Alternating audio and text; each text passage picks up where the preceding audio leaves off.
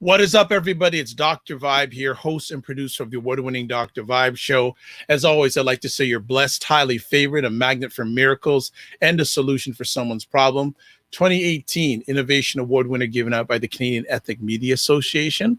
Also, once a month, and this is significant, especially for this conversation, I host conversations for fathers that are co-sponsored, fathers and dads, that are co-sponsored by Dad Central, Canada's national fatherhood organization, and Dove Men Care. And as always, I like to say you're blessed, highly favored, a magnet for miracles, and a solution for someone's problem. We're broadcasting live on November 9th. And here in Toronto, the last few days have been out of bounds weather-wise. Got up to like 70 degrees here in Toronto, 70 degrees Fahrenheit, which is a record for November 9th. And the last few days have been really good. I even got outside and did some outside painting yesterday, up on the ladder doing some painting on the back of the carport. But hey, don't want to bore you. Let's get down to the main meal. The main part of the meal tonight. As always, I like to have new friends on the Dr. Vibe show, and we are blessed and highly favored to have another new friend here tonight. His name is Derek Phillips. A little bit of background. We're going to be talking about the Real Dads Network and specifically Black fathers and Black dads tonight, but let me give you some context. The Real Dads Network is the outgrowth of the award-winning documentary Real Dads, Black Men and Fatherhood that goes back to the year 2000, which included commentary by the late and great Ossie Davis and was directed by Derek Phillips and Nikki Dees. You'll need to remember that name, Derek Phillips. So that's your homework for the next 2-3 minutes or next hour maybe. The purpose of the documentary was to show positive Black fathers who were actively involved in the nurturing and the raising of their children. Thus, in 2004, the Real Dads Network was founded by Derek Phillips. The mission of the Real Dads Network is to create a culture where all the fathers are actively involved in parenting and the parenting process and portrayed and viewed as exemplary role models by society. The mission, you know what? There's a whole pile of things. So let me just do this way. I'm going to read the mission, and then we're going to get right into Derek because he's going to share his story. We're going to share Real Dads. But the mission is they have 4 mission parts. Strengthen the institution of the family by recognizing and promoting positive aspects of fatherhood in all media. That's why they're here. On my media platform, provide fathers with a support system that connects them to the resources which are designed to empower to be real dads, present, providers, protectors, and peacemakers. Love those 4 P's. Next one, advocate for shared parenting as the standard for public policy decisions. Collaborate with organizations to create positive outcomes for fathers and their children. So we do have the head honcho, the bottle washer, the CEO, the foundation of the Real Dads Network, Derek Phillips, here tonight. I could read his bio, but you know me, folks. I just like to just bring it. Let the friends bring it. So what we're gonna do is we're gonna bring Derek on and say welcome, Derek Phillips. What is up, Dr. Vibe? Dr. Vibe, thank you, man. Thank you for having me here. Thank you very much, man. Really appreciate it. Well, you always have a home here, and it's funny. I was following the Real Dads Network on Instagram. And then next thing I know, this crazy man here from New York, there's some crazy people in NYC, says, I want you on my platform on IG. I said, the only way I'm coming on your IG Live is you're coming on the Dr. Vibe show. And I've been following you for a long time now. Yeah. Okay. So here's my question. Why did you finally say, come on now? Like, what, I finally did something right? Well, this is the first time I really started doing Instagram Live. Okay. I've been following your platform for a long time. Well, I am very humbled, and he had wonderful words, and I didn't pay him in American currency, by the way, to say about me and the passion, because I don't consider it work, the passion that I do. We had a really good and probably like an hour-long conversation a few weeks ago to the point that if you see the door open behind him, it's the boss of the home. And the real boss. But I just found out a few minutes ago she's an ally. She's because we are both putting the pressure on Derek to get something done. Yes. Right. So we want to get something done. So joking aside, it's an absolute pleasure and joy to have you here.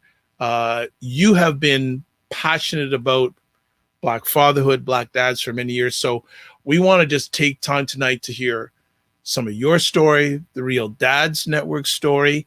So first and foremost, we want to do is, why don't you share a little bit about, where you grew up, etc., and just let it roll. We'll just have a conversation. You go for it. Yeah, I mean, when we talk about fatherhood, for me, a lot of it just goes back to when I grew up. So when I tell people, I'm an educator, I'm retired assistant principal. But when I grew up, I'm the youngest of 4 brothers and 3 sisters. I didn't go to school when I played hooky in the 1st grade. I played hooky in the 2nd grade. I got left back in the 2nd grade. I used to get beatings every day. And every day my mother used to say to me, please just go to school, go to school, go to school. So I would constantly tell my mother, she says, go to school. I'll give you whatever gifts you want. Just go to school. And I said, okay, Mom, I'm going to go. I still never went to school. I played hooky in the 3rd, 4th, and 5th. And my mother said to me, she always said the only thing she ever wanted in life was to see me graduate from high school. That was the only thing she constantly talked about. I just want to see you graduate from high school. Well, when I was 10 years old, my mother died. And the thing is that my mother died when I was 10. And I remember that the night before the funeral, all the relatives was over at the house. And there was this whole debate because my oldest sister, who was 26, she took all of my siblings. She was going to take all of my siblings. And there was a big thing about who's going to take Derek because nobody wanted Derek. Nobody wanted to take me. So I remember crying on a bed that night saying, if I ever have children, because my father was not around at all. I mean, the story with my father is that one time, me and my nephew, we were outside and his father was not around. We were outside and we were the same age. We were outside and these 2 men came up to us, asking us questions, and we thought they were our fathers. So they said they were our fathers. So we let them in the house and they stole our TV because we never saw a father. So at the funeral, the night before the funeral, when I was crying, I said to myself, I wish I had a father. Because if I had a father, then my father would be able to take me. And I wouldn't have to go through this situation where people are debating about what to do with me, whether to put me in a foster home or whether my aunt is going to take me. But my father was really never there at all. He was sort of like in and out throughout my life, if that. So I remember saying, if I ever have children, I'm going to make sure that I am there for my children. And when I had my 2 girls, I mean, when I had my daughter, I was very, very actively involved in my children's life. That was a promise I made to myself when I was 10 years old, that if I ever have kids, I'm going to make sure I'm a part of their life because my dad was not there for me. And I have been there for my daughters every day. Wow. Every day. When they were born, from the first day, I did everything with my girls. I mean, diapers, Pampers, milk, everything. And it was to the point where people said to me, wow, you're Mr. Mom. And it really felt so good for people to call me this Mr. Mom. And I was so honored to be called this Mr. Mom. And then I realized that I'm not a Mr. Mom. I'm a father. I'm a Black father. And when it comes to Black fathers, we call them everything other than what they are. So we're saying, you can't be a Black father who's actively involved. I see you with your daughters. You're constantly there. So you can't be this Black father. I'm like, no, I'm a Black father. So what I decided to do is that I said, I want to change this narrative about how we see and view Black fathers. Because I'm like, I know there are a lot of my friends and a lot of fathers I see who are actively involved in raising their children, but people don't talk about that. We're talking about deadbeat naps. I'm like, no, that's not really what it is. I'm like, there are a lot of Black fathers who are actively involved. Just because you don't see it, it doesn't mean you're not there. So I said, I took up my money and I said, I'm going to do something about it. So I decided to do this documentary. I had no experience in doing documentaries, but I said I wanted to do this documentary and I wanted to tell a different story. So I was fortunate in a sense to get Ossie Davis on board. And Ossie Davis did the narration. And then we did the documentary, Real Dads, Black Men and Fatherhood. And this was the first documentary that was ever done that focused on positive Black fathers.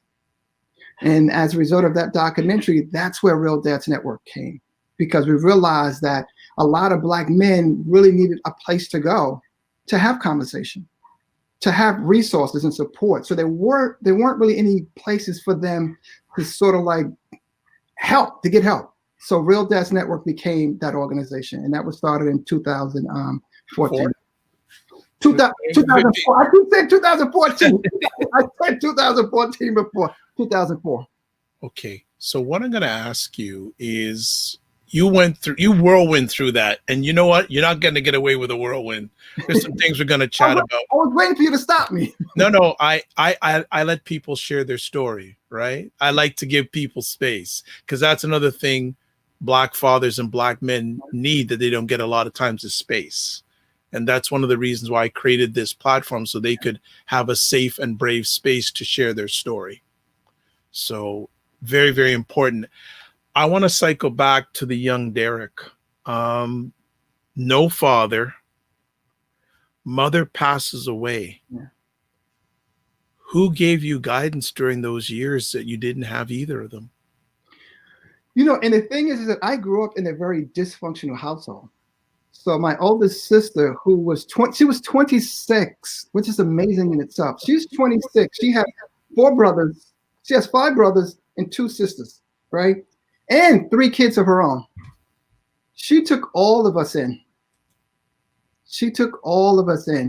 So it was just, I look back at it. I'm like, at 26, the last thing I'm going to do is take my siblings, 5 of them, 7 of them, and then I have 3 kids. But the other challenge is that she was also a dysfunctional alcoholic. So she used to drink a lot. My other sister next to her was also had a lot of issues in regards to mental illness. So she was also an alcoholic, and she was in and out of mental institutions. And my other brother, next to my oldest brother, let me get back to my second oldest sister. She actually died from alcohol. She actually had a seizure in the house when I was 12, and she died in the house. My other brother was also an alcoholic, and he actually died as well from alcohol because he froze to death. He was standing in his house and there was no heat, and he was an alcoholic, and he was drinking, and he ended up freezing to death. And then I had another brother that was on crack. So I came from a very dysfunctional household, but after my mother died, I made up my mind that I wanted to do something different. I wanted to do something different from what my family was doing. So in regards to where did I get that from, I don't know. I just don't know. But at least when I was younger, but when I became a teenager, what sort of kept me out of trouble is that I remember my friend's brother who was in prison, and he was a Muslim. And what he had said, he was talking to his brother about Islam, and I sort of got involved in learning about Islam and started studying Islam. So that sort of kept me out of trouble when I was in high school. So my whole teenage years, that's what really kept me out of trouble and gave me some of the structure to want to do something different with my life. What do you have memories at all of growing up during that time? And you can say whatever you want to this, but do you still reflect back on your younger days? You know what I do, and which was crazy, is that here it is. I'm 15, 16, and I'm the oldest. I'm the youngest of all my siblings, but I am the oldest. So at 15 and 16, I had my niece. My nephew we're the same age. And I have a niece that's maybe 3 years younger than me, another niece that was, Bernice had 3 kids, 2 girls, and my other brother had a daughter. But I was like their father figure. So it was days where I would discipline them and put them on punishment. We're 3 years apart. I would put them on punishment saying, you can't go outside. So here it is. Their mother would say to them, how come you're in the house? And they would say, well, Derek put me on punishment. So to this day, they call me like Uncle Bill. And I was really that father figure for them because, again, they didn't have a father present as well. So I was like that father figure for them, where I set the rules and discipline in terms of one, going to school, making sure they go to school, making sure they weren't cutting classes, making sure they weren't out in the street. So even when they would hang out in the street, if it's like 9:30, 10 o'clock, and they were like with their friends, maybe like 6 or 7 blocks, I'm coming around the corner and their friends are like, Uncle Bill is coming, Uncle Bill is coming. And they would start running the other way to get home before me. So it's like they were really like my children. So I sort of got some sort of guidance on how to be a parent based on really, in essence, raising my nieces. Wow.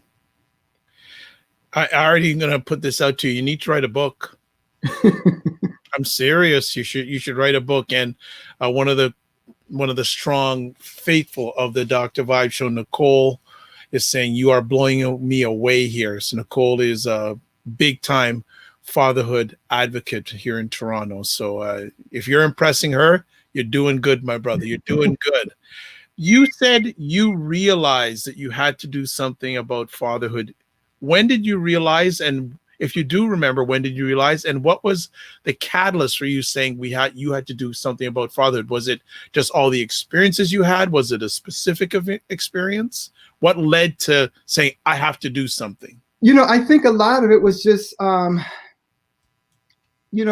I just go back to one of the things that I've known since I was 15, 16, is that I was a leader. So whatever thing that I'm involved in, I would try to take the lead. So even like going back to my household, here it is, I'm 15, 16, I'm the youngest of all my siblings. And I would put up signs in the house, around the house saying, we have to have a family meeting. And everybody's like, oh man, we have a family meeting. Derek is calling a family meeting. And at this family meeting, I was like, okay, I called everybody here tonight because we have to start acting as a family. So we have to start saying things to each other like, I love you. So when we see each other in the morning, even saying good morning to each other. So those are the things I did inside my household. And even like I said, as a teenager, go ahead. I can't hear you. Where did you get that from? Where did you get that insult to be a leader from? Because was it something God-given? Was that something you got from your mother? Was it something from a relative with a friend? Or did it just happen? Some of the times when I reflect on it, I think one of the reasons why I think I wasn't going to school is because I was probably bored. They weren't challenging me. So, and I think it was probably something that was always there. And even like when I realized I didn't go to school grades 1, 2nd grade, I got left back, I played hooky. 3rd grade, I played hooky. 4th grade, I played hooky. 5th grade, I played hooky. I started going to school on a regular basis, right? Probably in the 5th grade when my mother died. 6th grade, I was on an honor roll student. Wow. 7th grade. Who guided you, man? Was there anyone that guided you? You just did it on your own. I can't figure it out, but at some point, what happens is that sometimes what happens as human beings that we're in situations and we say, you know what, I'm either going to be a part of it, I'm going to join the negativity, or I'm going to just go completely opposite. And I decided to just go opposite. I mean, even to this, I didn't drink and smoke. Mm-hmm. So, because I grew up with that. So I went the complete opposite. So I went through college, not drinking, not smoking. I didn't do any of that. How did you, okay, so you went to college. How did you finance your college? Did you do it on your own? College was for me was I realized that I was kind of, I guess, again, even going back to me, right? So I'm in honor roll, 7th grade, 8th grade. I'm in one of the top classes in the school. I stopped going to school again. I missed 97 days. I didn't pass one class. Didn't pass not one class in 8th grade. Yet they promoted me to high school. Just out of curiosity, is your high school still standing? Yeah. And then in high school, I went back to taking care of my business, and I was at College Discovery. So I was again put back in one of the top classes. There's Nicole saying you were born for greatness in such a time as this. Thank you, Nicole. So I want, the reason I'm asking, when was the last time you went back to your high school? Man, I have not gone back to my high school at all, which is weird. Interesting you mentioned, I asked that for a reason because, and I don't know if I had told you this story when we were talking or sharing offline. Long story short, about 3-4 weeks ago, I got a note sent to me by a gentleman who I used to play football and rugby with at our high school. And he said, and I'm encouraging men to do this, but he said, hey, why don't you come out? A bunch of us are getting together for like a rugby reunion. Yeah. And I go, well, where are you going to do it? Oh, we're just going to go to the high school parking lot and hang out. I said, okay. So my mindset said, I'm only going to go for like an hour. Yeah, whatever. 15 guys showed up. Wow. and we stood up. We didn't sit down. We stood around in a circle and circles for 4.5 hours. Wow. To the point that one of the gentlemen made T-shirts, our high school name, Rugby Reunion, and I was just blown. There were some gentlemen that drove 2 hours. Wow. To come to this. So that's why I was asking if you have gone back to visit your high school, even just go to the parking lot. No. I mean, I've driven by it, you know, just the school itself. But you know, in terms of going in, I've never really, since I left, I've never really went in, which is crazy. And the thing is that I used to live directly across the street from the high school. My front door was directly across the street from the front door of the high school. Wow. It's amazing. We could just land on this, just your use for the rest of the night, but I'll wait for the book for that. So that's all good. So let's get to the Real Dads Network. What was the catalyst for you to form? Yes, there was the documentary, but yeah, that's the documentary. Why did you say, let's take it to the next level? What was the cause? What was the impetus? You know, for me, it was also one of the things I think also for me is not having a father was also part of creating that network. Because what happens is that what I realized just from speaking to people is that it was also helpful for me. So even just by the way, you already have a pre-order for your book, by the way. But it helped me as well. So it helped me in a sense of being around other men, hearing their stories as well. So a lot of times when we're talking about the Real Dads Network, we have our meetings. I would take this information because I didn't have that. I didn't have that father figure. So just hearing from other men talking helped me. I'm like, wow, other people can benefit from this. That's why we have the Real Dads Clubs, where we're just exchanging information because we didn't have that space and that place to go. So it really guided me as well and helping me be the father that I needed to be as well. How long from the time you thought about forming the Real Dads Network to it becoming a reality? The thing with me is that once I get something in my head, it happened. If I think of something, that means it already happened, because it's going to happen. So it's, you know, and I said I didn't have any experience. I did have some experience with the documentary, because when I started teaching, I was a history teacher. So when I lost my position, and then I came to this transfer high school, which is, you know, at-risk students, they say, and they said, "Can you teach math?" I'm like, I hate math with a passion. You want me to teach math? I'm like, I hate it with a passion. But I said, I need a job, so I'll teach math. And I was teaching it. I was going through the book. I'm like, oh my gosh, this is boring. This is boring. There's no way I can teach this. But what I started doing is that I started taking the rules and putting it into raps. Oh. I start putting it into raps. I start creating dances.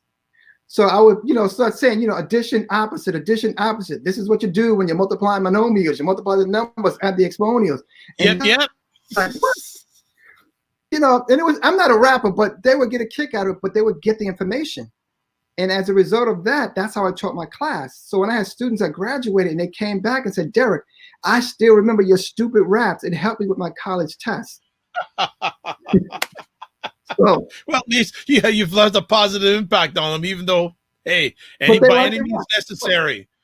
And you know what I ended up doing? I ended up doing a show, a 20-minute show called Rapmatics.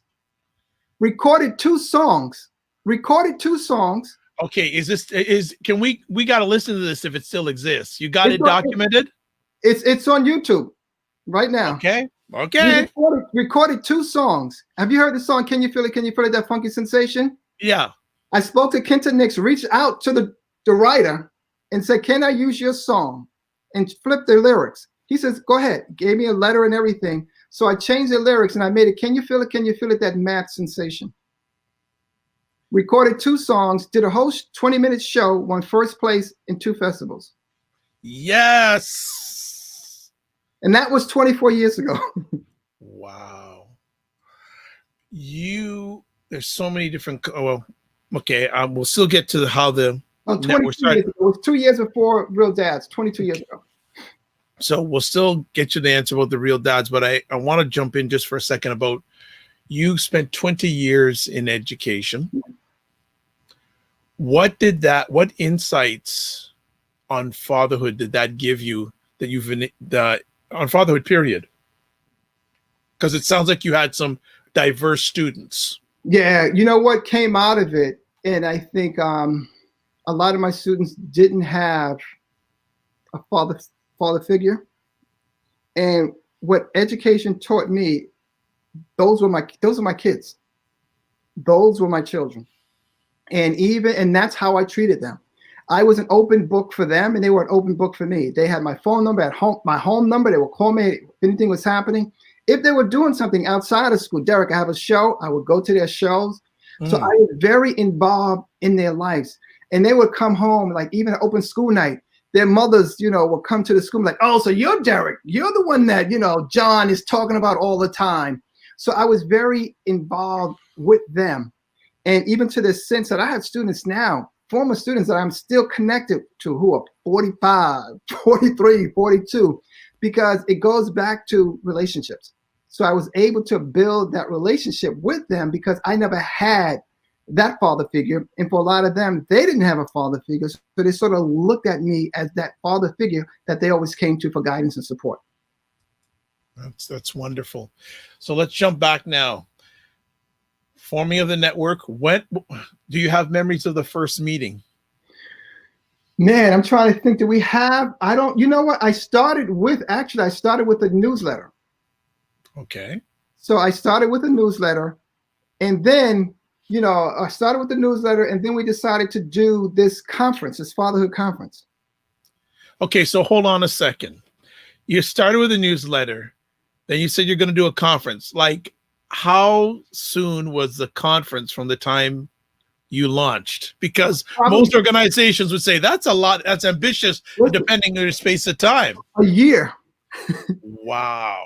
A year. And let me tell you, here it is. I'm trying to do this fatherhood organization. We have the name, we did the newsletter, and I says, I'm going to do a fatherhood conference, or we're going to have this workshop. And here it is. I was able to get on the panel. This is the panel. Curtis Blow. Mtume. Yeah. Bill Stephanie, who was former president, of Def Jam. Barry Mayo, who had Kiss FM. Minister Kevin Muhammad.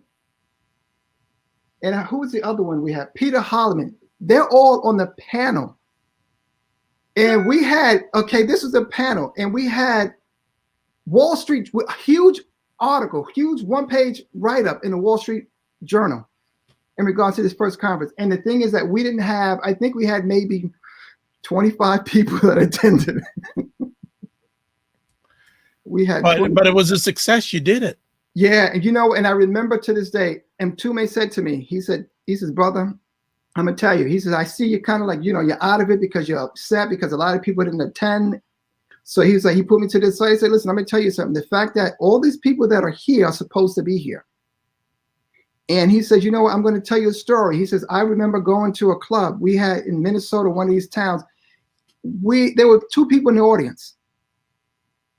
He says, but regardless of who is in the audience, you still have to give, you still have to perform. And those people who are there are meant to be there. Absolutely. So it's never about the numbers. It is always about, what you're giving people and what people can do who are there. So never focus on numbers. I'm like, you know what, Mr. Mtume, you're right. So, and that we had 25 people, huge write-up in the Wall Street Journal, and that was really the beginning for us. Right. You've been involved in the Black fatherhood and Black dad journey for a long time. When did you know, or when did you have a feeling of, I'm onto something here? Now, I don't know if it may have been the conference, 25 people, it doesn't sound like but where did you see your first yes in the Real Dad Network journey? boy, I still don't feel we've reached that yet. I still feel as though we have a lot of work to do. Yes, but you must have had some successes along the way, even little ones. We've had, I mean, in regards to success, I think, I would say the daddy-daughter dance. You know, let's say with the daddy-daughter dance, we've been doing that for over 12 years. I mean, how did that start? The daddy-daughter dance started for us as, I have my two girls and trying to figure out some activities to do. And I remember speaking to Andrew Morrison, and he said to me, so, you know what, Derek, I do with the Girl Scouts with my daughters, we've done daddy-daughter dances. And I'm like, wow, you've done daddy-daughter dance? He said, you know, well, you should do a daddy-daughter dance. So I said, okay, fine, I'll do a daddy-daughter dance. So I did the daddy-daughter dance, which was very successful. And we were able to, this daddy-daughter dance, we've been doing it for 12 years.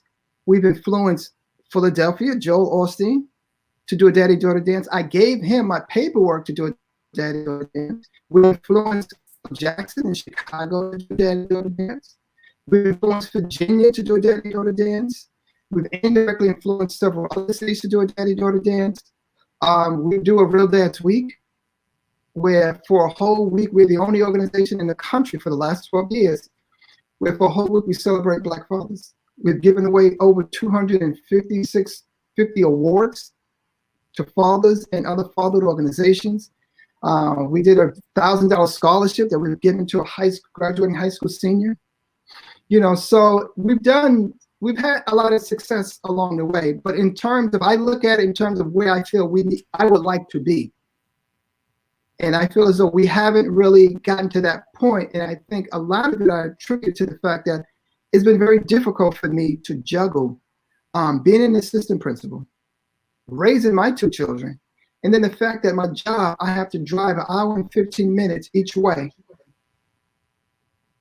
So most of my day is spent 2.5, 3 hours spent in the car, work, you know, going back and forth to work, and then dealing with a very demanding job, and then having to raise my children. Then I'm married. I've been married for 27 years to my Congratulations, sweetheart. So trying to juggle all of that, I feel as though the organization has never really gone to that point where I feel it should go. You know, so, but we've done a lot, you know, and we've done a lot. We've influenced a lot of people. You know, a lot of people have come through the Real Dads Network. A lot of leading people that are doing fatherhood work have come through the Real Dads Network. Kenny Braswell was with Real Dads Network. Kenny has been, if you go online and punch in Fathers Incorporated Real Dads Network, Kenny has been a part of my Daddy-Daughter Dances and Real Dads Award for 7 to 8 years. Sean Dove had Proud Papa. He had Proud Papa magazine. So when we had our first event at that church with too many of those panels, Sean came to me and said, listen, can you hand out my Proud Papa magazine? You know, and Sean has been tied to us. Scott Leach, who runs the Fatherhood Initiative for the New York City. So a lot of these people have been tied into Real Dads. Tabidi Boom. You know, so a lot of them have been tied into Real Dads Network. But the challenge is that for me, it's been, I had to juggle everything. And some people have come in through this network, and some people have used things for their own, you know, personal gain, and not really said, you know, let me give back or acknowledge at least where stuff came from. You know, but we've been around. So, but at the end of the day, I say I don't care, because at the end of the day, if you're taking anything from here and you're putting it out there to help other people and families, then my work I've done my job. Absolutely. And it's interesting. You mentioned people like Kenneth Braswell. He's been on the platform before. Tabidi Boone many years ago had him on the platform. Still trying to get a hold of Sean Dove one of these years, but that's a whole other conversation. I can ask this question to you, and I know I can get a evaluated experience answer. Are the challenges that Black fathers face the same when you were a young boy to what they are today? And if they are, what are the similarities? If they aren't, what are the differences? You know, I think the challenges when I was young was not having my father there. So the biggest challenge for me was just not having him there and not having access. And why he wasn't there, I don't know. But in regards to the challenges that fathers face, at least with me back then, when I look at fatherhood over the last like 25 years, the biggest challenge was just also dealing with the narrative. We didn't control the narrative.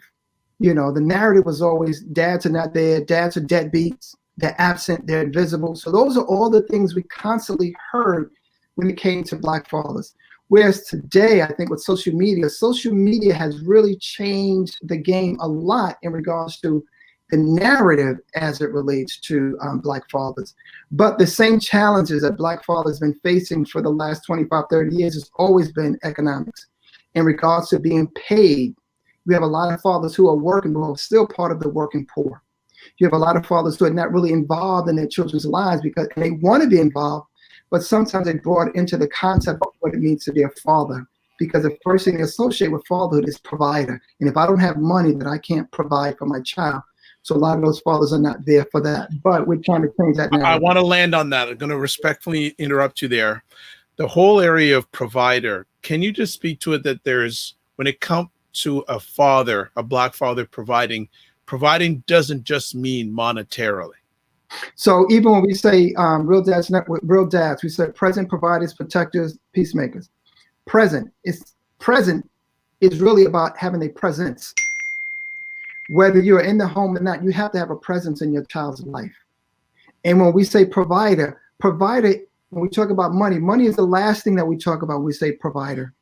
You provide so much for your child by just your being there, by your knowledge, by giving them, educating them about their role as men, as women.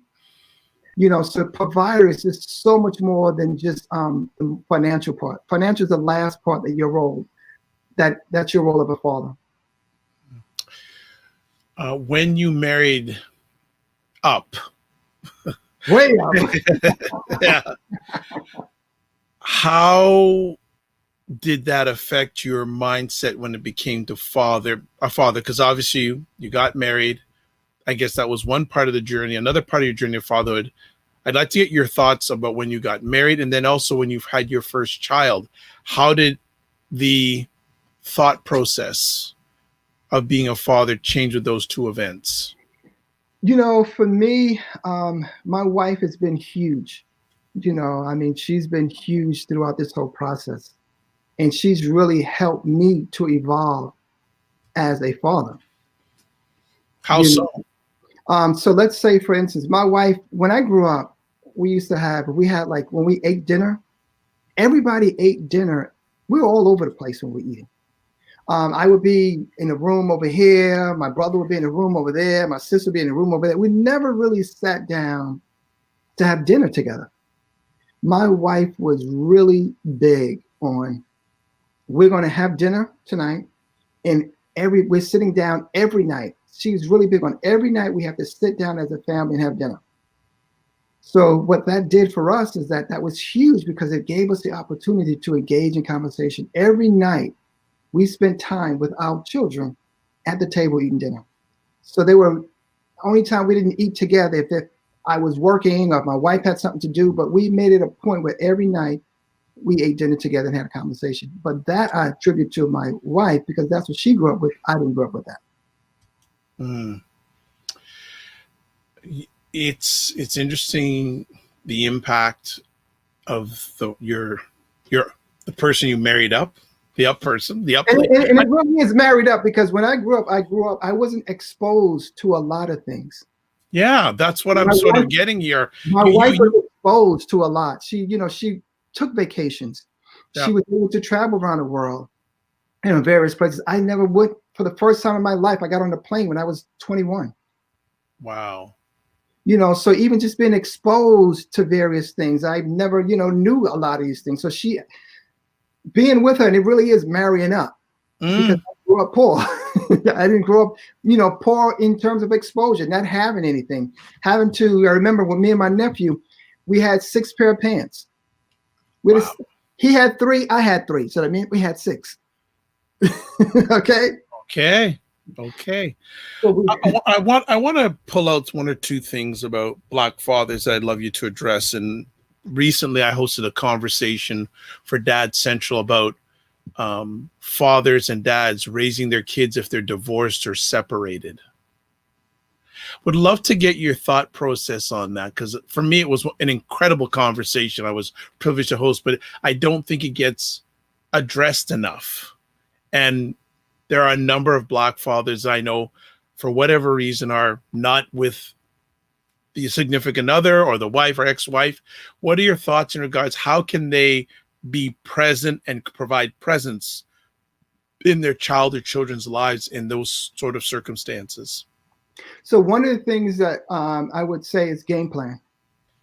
So when we have our Real Dads Club meetings, and we have dads that are coming to the club meeting for the first time, what we tell them is that in regards to this club meetings, one, we do not bash women.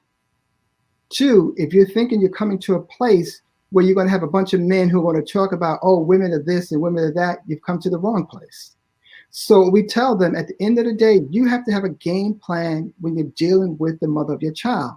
So if your goal is, okay, I want to be able to spend time with my child. That's my ultimate goal. So therefore, you have to have a game plan.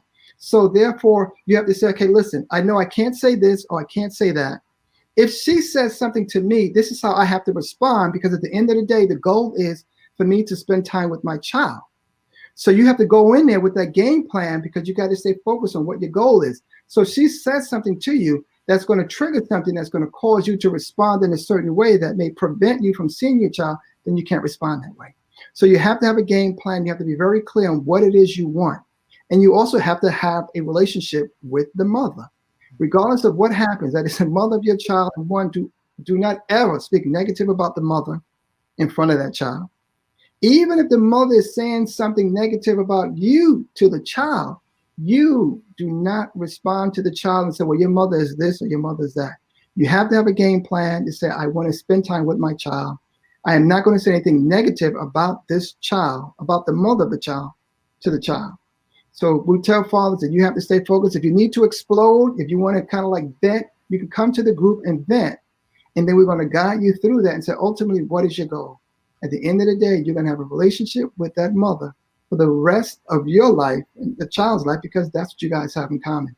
You have a child, and both of you guys need to raise this child, because at the end of the day, statistics says children do better when both parents are involved.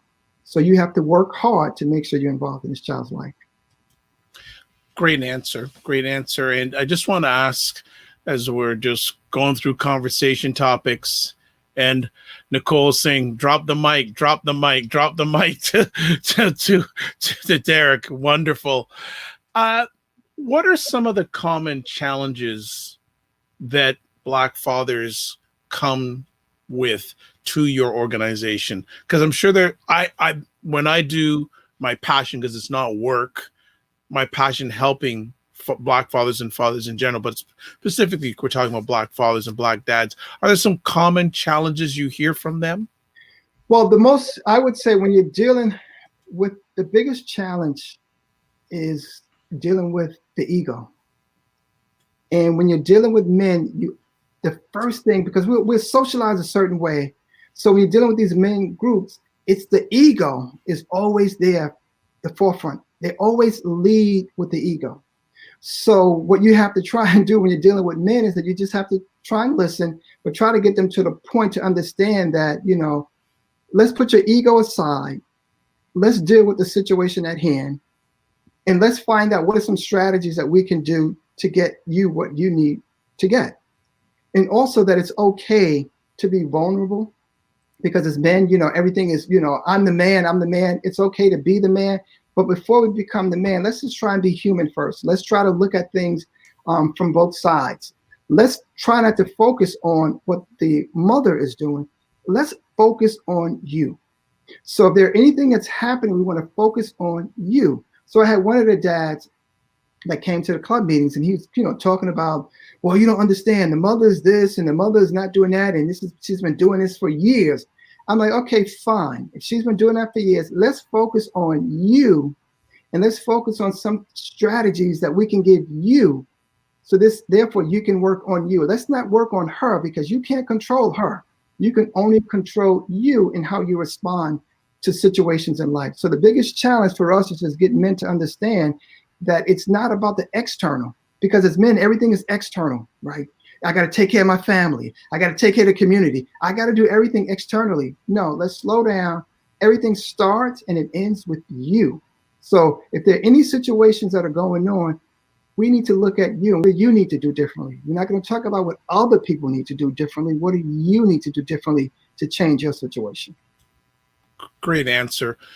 What impact, or how many Black fathers and men out there do you feel are challenged by mental health challenges? Wow. I would say in regards to the mental health aspect, how many of us Are you hearing and seeing more of it? Man, if I had to actually go and answer that question, I'm almost willing to say almost 99%. Okay, you're being honest. Because I think what it is that when we talk about mental health and wellness, there are a lot of different aspects of it. So even when we talk about COVID, what's happening with COVID, a lot of us are dealing with mental health issues, and that could be anxiety. It can be dealing with stress. It can be depression. So all of those are mental health issues. And a lot of us are dealing with things in terms of, okay, what's my outlet? And that's been one of the things in terms of our Real Dads Club meeting. We've had therapists come in and talk to the group. And you realize a lot of us are going through stuff.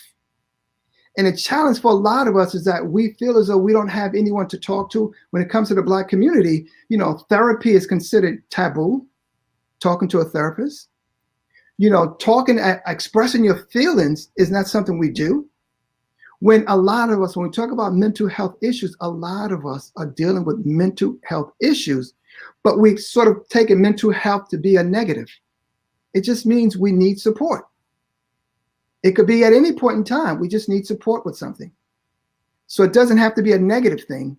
It can be a positive thing. Mental health is a form, it's called mental health and wellness. It's a form of strength. So you relieve in yourself. So I remember talking to someone that says, listen, you want to go to a therapist because all that stuff that you have going on that's holding you down, you want to take it out of you and give it to the therapist. Throw it at the therapist. Give everything to the therapist. And that's what you're doing during that session. All that stuff, you're just throwing it on the therapist. And then when you leave that room or that session, you are leaving all that stuff in the room with the therapist. So you're leaving free of that. But what the therapist is going to do when you leave is that the therapist is going to take all that stuff and just throw it in the garbage. But you leave free. See, and that's what we got to come to that mindset, is that we have to be able to release a lot of this stuff that we have inside of us, because as men, we have been socialized not to be expressive. Like someone was knocking Van Jones because Van Jones was crying. He was crying because, oh man, he did all that, man. But I can understand what he said. But why was he crying? Because it's okay to be emotional. That shows your strength. It doesn't show your weakness. So a big thing for us is redefining who we are. We are humans first. Mm-hmm. And it's a human characteristic to be expressive, to be emotional. If that's who you are, that's who you are. It's not a weakness. So, and a lot of that goes into the mindset. So we have this fixed mindset where we fix on what men should be and what fathers should be. No, we have to get into this growth mindset. We have to expand the way we view ourselves. We have to expand the way we look at the world. It's different, and it's not a weakness. It's a form of strength. Mm. Because now there's a book written by T.D. Jakes, I think, called He Motions, and the subtitle is Even Strong Men Suffer. Yeah. You talked a little bit about the C word that's happened through 2020. And I have a question. What have you seen the effects on Black fathers this year? In regards to the pandemic? No, how from your position, you have a valued experience, you've been in this journey for a long, how are they handling it? What are you seeing? With the challenge, I think, and that's one of the reasons why we started doing virtual Real Dads Clubs, because people need a space So and you see now with social media, there are a lot of things happening on social media. Everybody is doing conferences and virtual this and virtual that with fathers. We're seeing now even like a lot of Black therapists on social media now.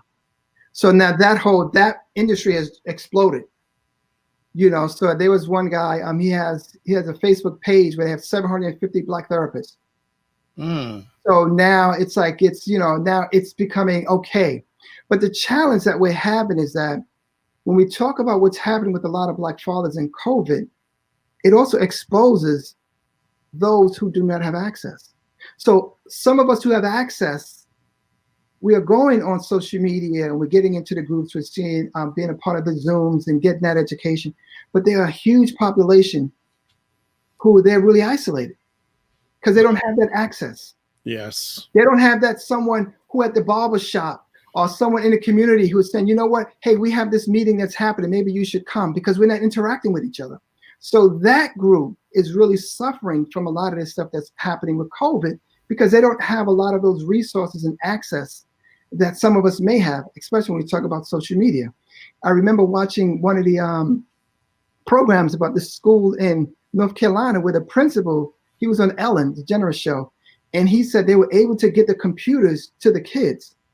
He says, but about maybe 20% of that population didn't have access to the internet.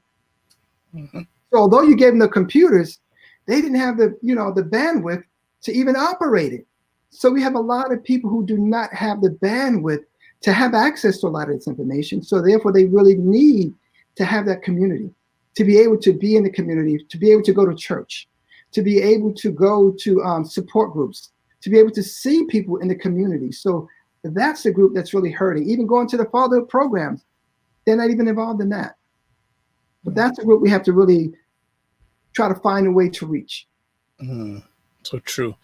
I would be remiss if I didn't give you the opportunity to share what are some of these services that the network offers. So please do share us with our audience. Oh, so one of the things that we do, we have the Real Dads Club. We meet we've been meeting for the last 7 months virtually. Okay.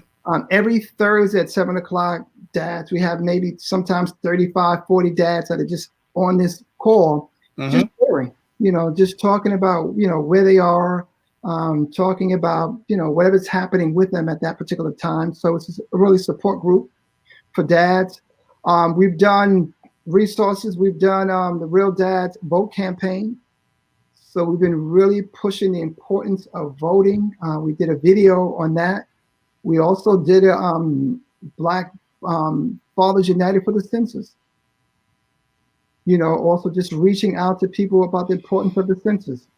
The Real Dads Club, we also have the speakers coming in, deal with topics on health and wellness, financial planning, building better relationships. So we just try to see where dads are and try to support them in any way that we can. We're also embarking on doing a prostate and colon cancer campaign. So one of the things that bothers me, right, and this is where this is coming from. Here is Chadwick Boseman, right, Black Panther. What did he die from? Cancer. So you would think that would be like, wow, we have the Black Panther who died from cancer. Cancer is one of the leading causes of death for Black men in the Black community. Yep. How come that we didn't all come around and say, we need to unite around this cause? Because that's something we could prevent. And what's happening when it comes to cancer is that people are starting to be affected at a younger age. So therefore, one of the campaigns that we're really pushing is that part of being a real dad is that you really have to be there physically, mentally, and emotionally. You have to be there. And part of being there is taking care of your health. You got it. This is, man, the time is just flying by here, and I haven't seen the door open behind you yet. So I'm going to squeeze every little moment I can out of you in regards to this. Give me a story of a father that impacted you in the last year. A father that impacted me in the last year, I would have to say, one of my dads called me, last week, and he was going through a lot. And he says, listen, my son is 28. And I'm just feeling like, I can't really talk to him. We don't have a relationship. His mother's been saying all these things about me all these years, and he hates me. And I want to have a relationship with him, but we go back and forth, and we argue, we fight. And he said, he signed up for counseling. Oh. And I'm like, wow. And so they signed up for counseling. I'm like, and your son went? And his son is 28. He said, yeah. So he said he went to counseling. And then the counselor asked him a question in regards to did he ever hit his son growing up? And he said, yes. And the counselor said, they asked her the same question. She says, yes, I did, but I don't do that anymore. And she compared the way he disciplined his child with like slavery. So if you're beating your kid, that's like slavery. Yep. So, and after that, what happened with him is that he stopped with the counseling. He stopped with the counseling because he said the counselor, the therapist he didn't like that comment because she was comparing him to slavery and saying he was being abusive to his kid. Wow. Yeah. So, and he said, that wasn't right for her. She shouldn't have said that. So he got upset behind that. So I had the conversation with him and I said, okay, listen, what she did for you is that she opened the door for you. Mm-hmm. So she opened the door for you and she told you, yes, I'm with you. I used to discipline my child the same way. But now I realized that wasn't the right thing to do. So I had to change my behavior. And I don't do that anymore because it's like slavery. So she opened the door for you. And what you needed to do is that you needed to go through the door and say, you know what? You're right. Mm-hmm. You're right. And the fact that it's coming from you, you're a therapist and you're saying this, yeah, you're right. And now I realize that wasn't the right thing to do because your son is suffering from that pain, still has that pain.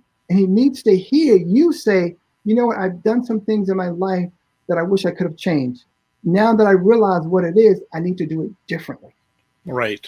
And even I said, even in regards to the relationship with the mother, do not tell the son that his mother's negative. All the stuff that his mother did, what you need to tell your son is that, you know what, I realized I wish I could have done some things differently. And now I'm trying to do it differently by going to counseling. So after the conversation, he got up the phone and he said, you know what? I'm going to call that therapist back right now. Because now I realize what it is she was trying to do for me. And I'm going to let my son know that, you know what? Even if there were things that I didn't do then, and I understand how you feel, you may be feeling a certain way, but you need to know I'm not that same person. I'm not that same person. Good. I've grown. And Good. I acknowledge the fact that some of the things that I've done may not have been appropriate, but you need to know that I have grown and I'm willing to listen, to hear you out, and not to say, well, it was your mother this, your mother that, but now I have grown. And that's what his son needed to hear.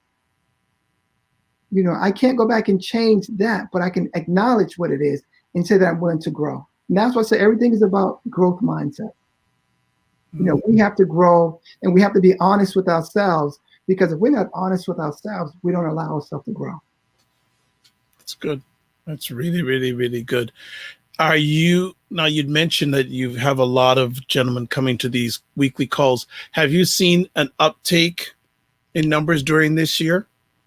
Oh, yes. When we used to have, the club meetings, face to face, and we would get maybe 10, sometimes 11, and dads would show up, but they would come. When you're dealing with men, the thing is they come when they're in need. And that's always been the thing when I talk about the Real Dads Network in a club. We want to make sure we have a place for them to come. So we would have dads that would come when we would have the physical meetings. You might come this month. We were doing it once a month. You might come this month. We may not see you again into the next 4 or 5 months. But that's fine, because at the end of the day, what men need to know is that they have a place to go. They're not being judged. They're always welcome. And they're always family. So that's why it's so important with men, because men are very Men are led by the ego. So they need to know that they're very funny, but they do want to be able to be in a platform where they can talk and feel welcome. So what we do is like, listen, we don't judge. We're not asking you, how come, where were you for the last 2 or 3 months? You should be here. No, whenever you're in need, we're here. And what happens is that what they've done is that they've spoken to other men and said, you know what, you need to go to the Real Dads Club meeting and you need to speak to those brothers and you need to have a conversation with them. Wow. How do you feel about and we talked about this when we first spoke offline, the number of fatherhood groups that are coming out of the yin yang these days? I mean, I think I have a lot of, what we have the social media part that we have. So the social media part, I think it's, it's good, because in regards to what they're doing in regards to the narrative. Okay. So they're trying to change the narrative. They're using their platforms to change the narrative. So I think in essence, and I've changed a lot in regards to my thoughts around that. And it's positive. So, and it's positive. But I think what has to happen is that people have to understand is that's social media. That's really not real world. So when those dads are going through some real issues, it would be nice if those groups can help them, but they don't have the capacity to do that, which is fine as well, because we need to have multiple pathways to connect with people. Yes. So if you're able to do that and you have a dad that's coming to you, then we all have to be on the same page. So, that's not what I do. But go here, go to Derek.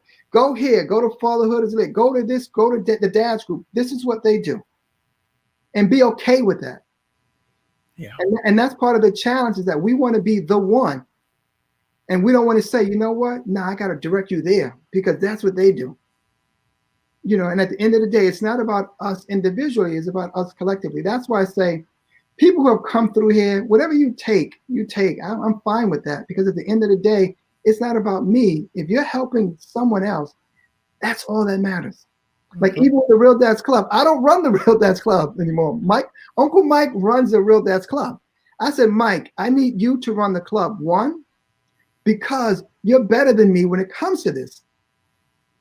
You know how to navigate it. You do it well. So I want you to be the leader of that club. And I want people to know that you're the leader of that club. Because at the end of the day, I know it's not about me. If there's someone that's there that's more effective in doing it, let them do it. Yeah. Let them do it because at the end of the day, the goal is how are we helping and impacting fathers and families? Yeah. Just want to shout out to another faithful supporter of the Dr. Vibe Show, Dr. Tachi. She hosts the livest live stream about media, tech, and pop culture on Wednesdays at 5 p.m. Eastern Time on Instagram Live, and then at 6 p.m. Eastern Time on Wednesdays. It's on Facebook, LinkedIn, Periscope, WJMS Radio. And I think I got everything covered. Dr. Tachi will tell me if I didn't get anything covered. She'll give me a knock. Is it Tachi? Tachi. Her full name is Tachiada. But she is Dr. Tachi, wonderful Tachi, lady. How are you? Yeah, and if great insights on media, fantastic stuff, and great producer Curtis Brooks. They do fantastic stuff and doing it for a long period of time. Respect both of them. Young man, what's next? What's next for the journey? Well, the journey is to really make this a network, and to really open it up to which I would like to at some point go to different cities and different states and to expand the work.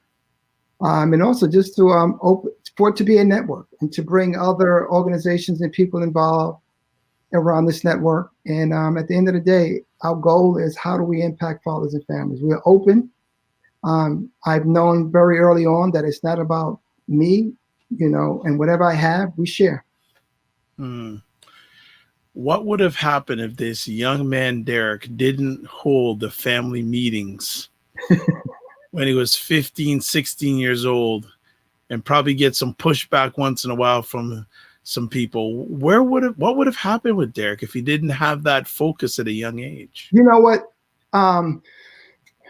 That was my destiny. I was destined to do what I'm doing, because even like, I look, and I haven't really reflected, but now as you're talking about it, I reflect on it.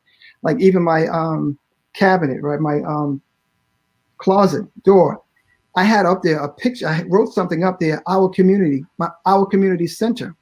So this is something that I had on my closet door when I was 15, 16. So that's something I always wanted to do. So, and even when I was in high school, I received, oh my gosh, I think I received maybe like 12 awards at graduation. Wow. Do you still have them? Yeah, I still have community awards. I was community awards. Book. So I was always it's coming. But this has always been something I've been passionate about. I was part of the Rapmatics. I actually did on Channel 9 when I was in high school. I did an editorial about peace. Yeah. But this is something I've always known. So just your Rapmatics. So Nicole Waldron is such a supporter. For those who are watching the replay on video or watching it live, there's the actual link that you can go see it. Oh, that's the Rapmatics link? Yes. Right. And Dr. Tatch is saying, wow, it's such a young age. And then Nicole is saying, I'm so inspired tonight. Oh, thank you. Thank you. So this is wonderful. So as we wind down the epic conversation, periodically I do this sort of close with wonderful individuals like yourself. So we're going to go in stages.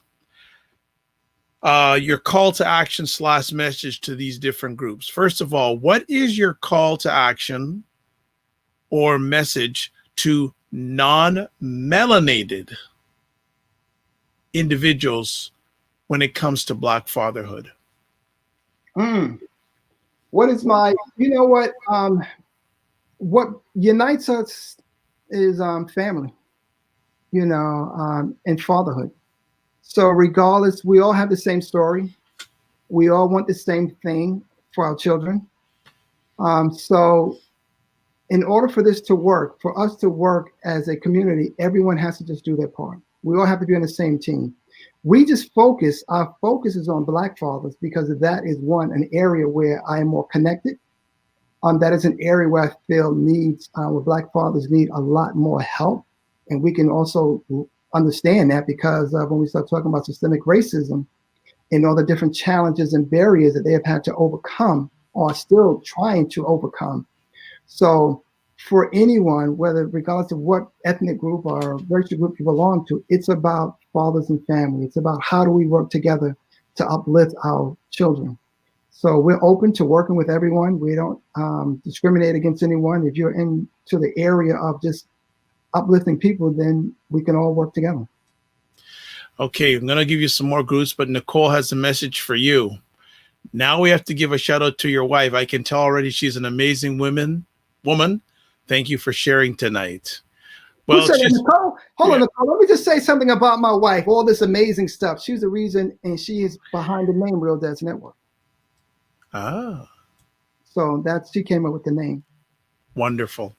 All right. So a message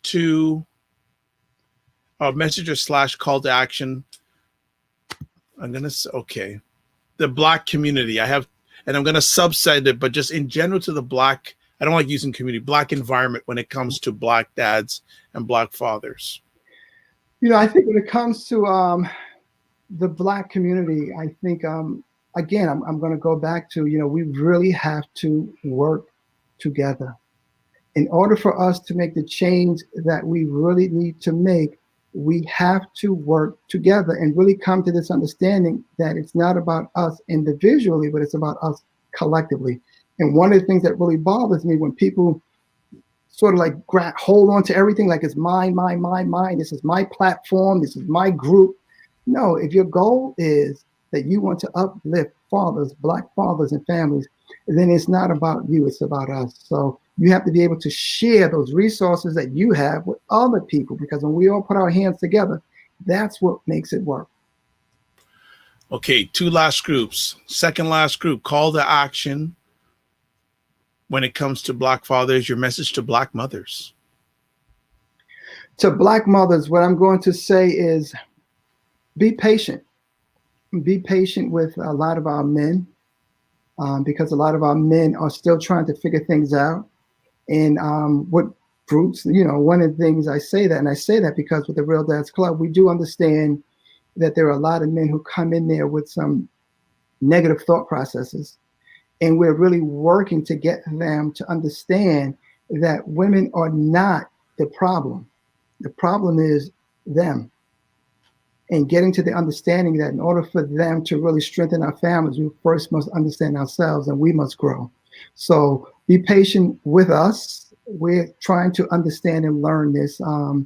And we know we would not be where we are if it wasn't for women. And I give all the credit in the work that I do to my wife, because she's been very patient with me. Believe me, she has. Okay. And then finally, well, I just added another two messages. So I'm going to put off the last group and slide in this last second last conversation topic. What have Black fathers said to you about the recent election?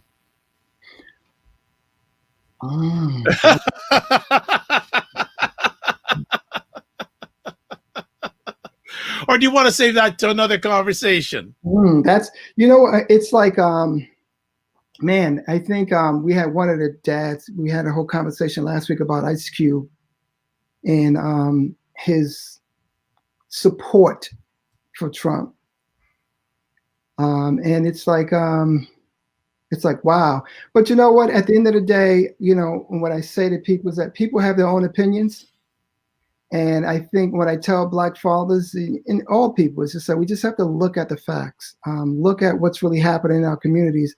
And sometimes when we talk about voting and stuff like that, sometimes people look at it as an individual perspective.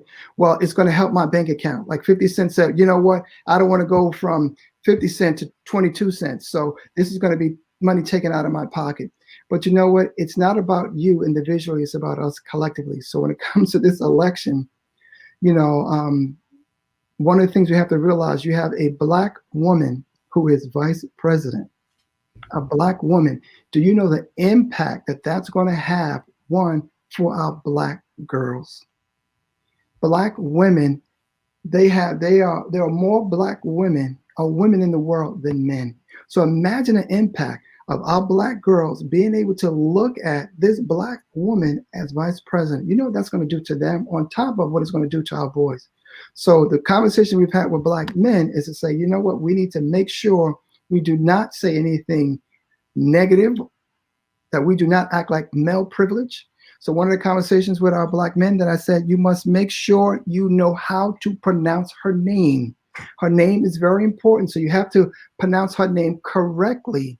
So one of the things I said when it comes to pronouncing her name, here's how we're going to pronounce her name. I want you to say period. Then I want you to say question mark. Then I want you to say semicolon. Then I want you to say comma. Say comma, comma, la. Comma, la. That's how you pronounce her name. Wonderful.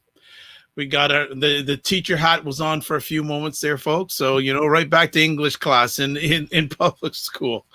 And the last conversation or last call to action or message, your message to Black fathers and Black dads. My message to Black fathers and Black dads are that, we've come a long way. I think a lot has really changed.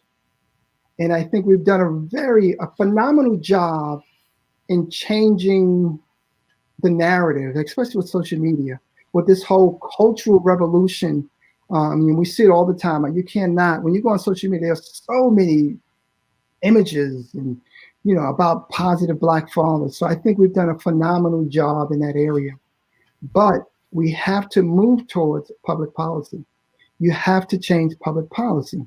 Policies are the thing that dictates everything. So one of the things that we're really working on strongly is to change public policy. And we're trying to implement this shared parenting bill. Shared parenting bill simply states that if a mother and father separate, providing there are no issues of domestic violence or child abuse, that custody should be 50-50 because research says children do better when both parents are involved.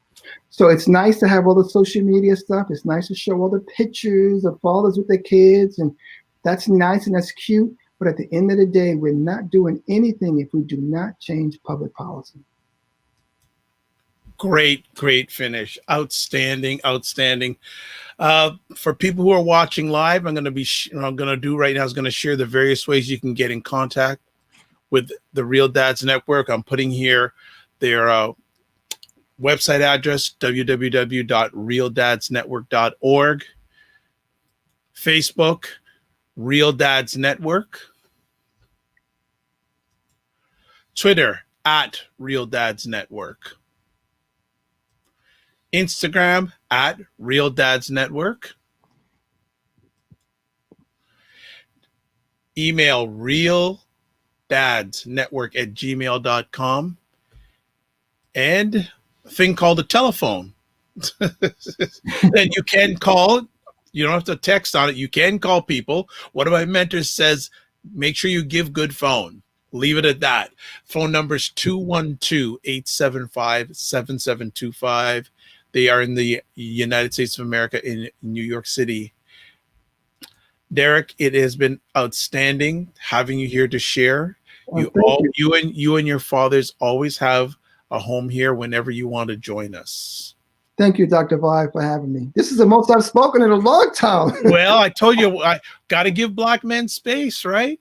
Give them space, make it brave in space, and we can chat. Sometimes we chat nonsense, but a lot of times we chat the good stuff, right?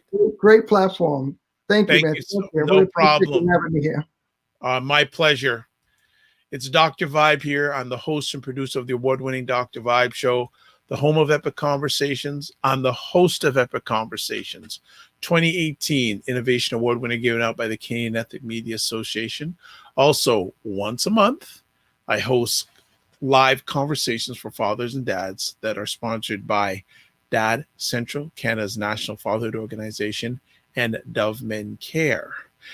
If you're watching this either live or on the replay, I'm putting up my contact information. I will speak just the website address for those who are just listening. And the website address is the DRVIBESHOW.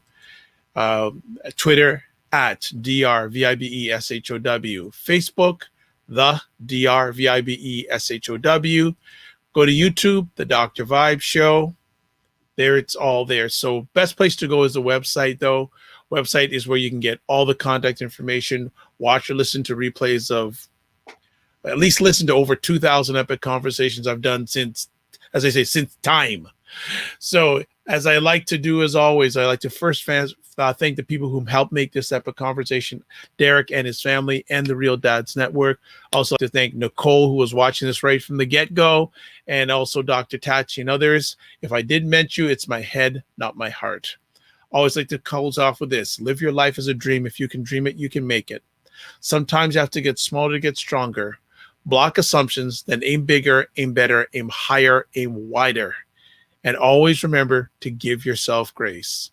God bless, peace be well, keep the faith, and walk good. And thank you for your time, because time is the most precious thing you have, and I don't take it for granted. God bless.